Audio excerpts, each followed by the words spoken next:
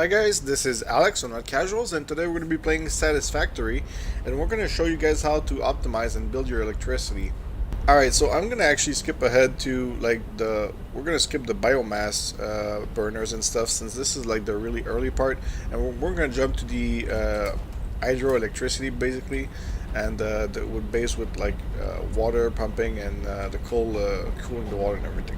So the first thing you need is one coal mine, maybe two if the node is nice, that's cool. And in this coal mine, obviously try to put a really good miner on there. Right now we only have the miner NK2.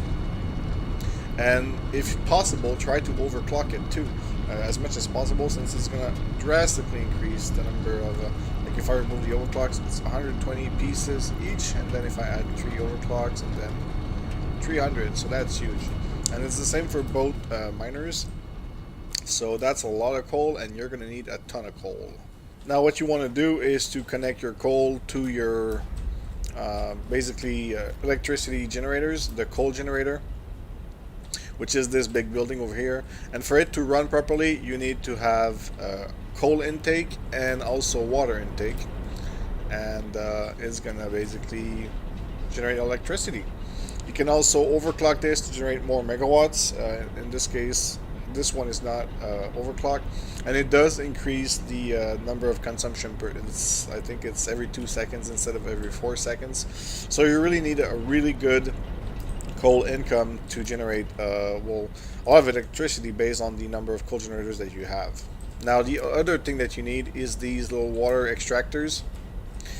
So you basically need, I like to put 1 per 3 generators basically, to just provide the water required to generate electricity.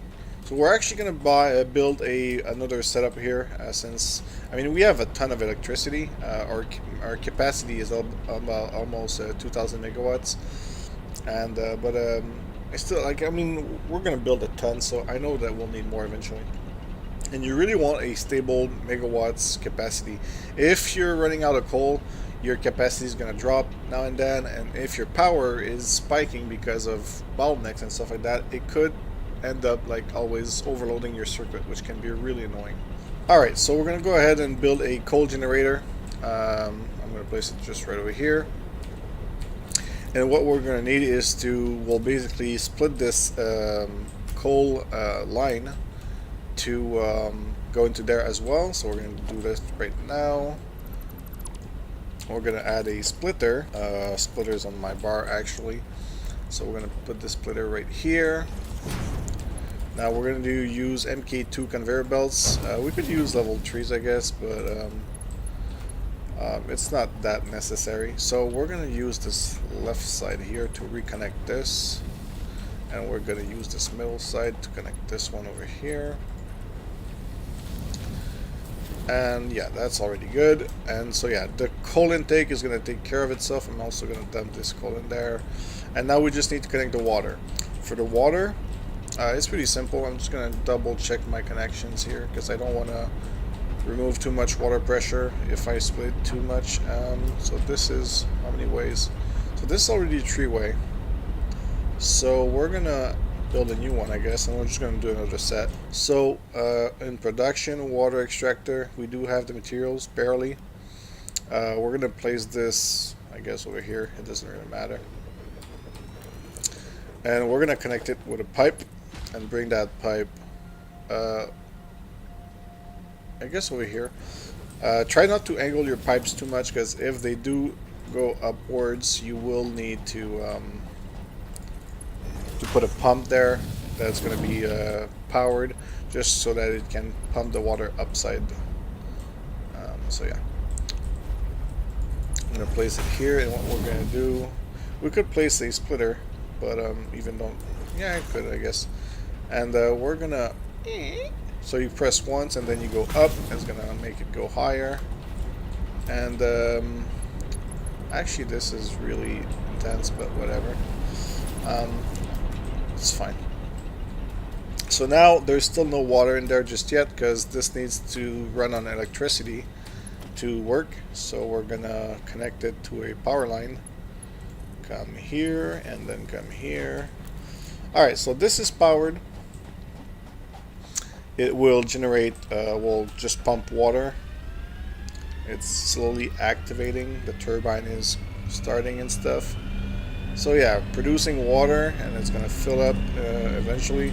Now this tube is already getting filled. Now let's analyze the tube, make sure that the water gets to the location we want it to. No water. Okay, it's getting here slowly. It's take a while at first to fill up, obviously, and I think I will need a pump here. So I'm gonna build one right now because it is a bit inclined. So we're gonna do that.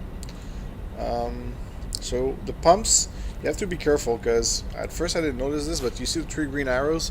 They basically determine the side that your water is gonna go up or down. So you have to be careful not to, like, obviously block yourself. So you place that down over there, and then you connect it to power, and now it's gonna pump that water up, and there you go, and you have water in the generator. Now it says no connection, is because I didn't connect it, so we're gonna do that right now. Connect it to this power line over here, and now it has been added to the circuit, and it is generating a higher capacity of electricity, which is great. And if you look at the coal, it is at 100, so it seems stable, and the conveyor belts are still full and still bottleneck. So personally, I really like to run on one network once you unlock the water and the coal electricity, basically. On the biomass burners, I don't really like to do one network because if one thing goes down, everything goes down. For the electricity with the water, it's different since it's like automatically like just working, so it's really great. You don't have to always fuel stuff. So yeah, it's really important to have like a stable connection, a stable, I guess, frequency, not frequency, but like a stable layout. So to avoid the spikes, especially the capacity spikes. If your capacity spikes down, you need to fix that like number one. That's the most annoying thing ever.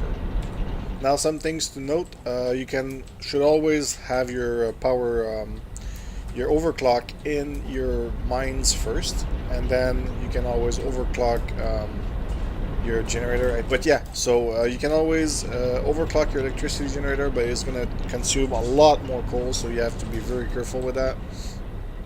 It's going to double the consumption. And also, if for your water, you really need to be careful as well, because the pipes have a limit of 300 capacity per minute, and this generates, I think it's yeah, 120, but you can increase that by overclocking it. If you do increase it though, it's going to increase the power that it requires, but since it's powering the power itself with the coal generator, it's not that much of a problem. But if you need more water per minute, you can always boost it. Just be careful to respect the capacity of your pipeline, and you'll be fine. Alright guys, thanks for watching. I hope that the video was useful, and if it was, consider leaving a like and subscribing. Have a good day.